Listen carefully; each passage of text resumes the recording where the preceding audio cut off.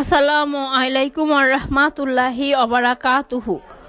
আমার আজকের recipe tilapia মাছ দিয়ে কাবাব। অনেক সময় অনেকে বলেন যে বাচ্চারা মাছ খেতে চায় না, সেই ক্ষেত্রে এইভাবে কাবাব করে বানিয়ে দিলে বাচ্চারা হরহামেশাই খেয়ে নেবে। প্রথমে আমি মাছগুলোকে ভালোভাবে কেটে পরিষ্কার করে নিয়েছি। মাথা ছাড়া আমি টুকরো এবং লেজগুলোকে ভালোভাবে সিদ্ধ করে নিব।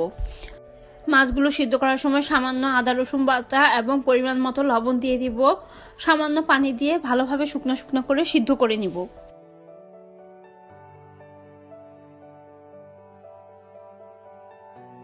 তিনটা আলু ভালোভাবে সিদ্ধ করে নিব। মাছটার ভালোভাবে কাটা ছাড়িয়ে নিয়ে ভালোভাবে মেখে নিব এবং আলুটাকে ভালোভাবে মেখে নিব যেন চাকা চাকা না থাকে।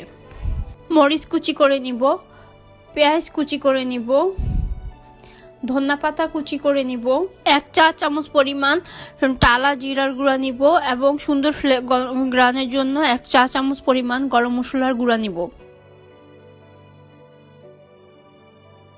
এক এক করে আমি সকল উপকরণগুলোকে ভালোভাবে মেখে নিব।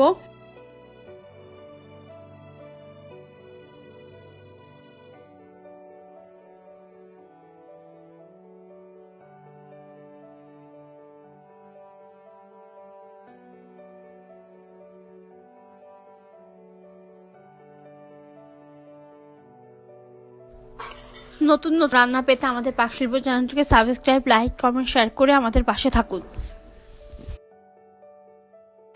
পরিমাণ মতো লবণ দিয়ে নিব।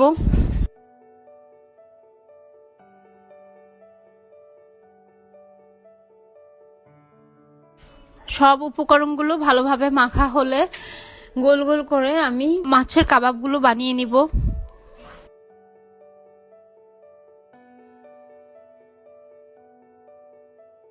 কাবাবগুলো বানানোর পালা শেষ, এবার ভেজে নিব।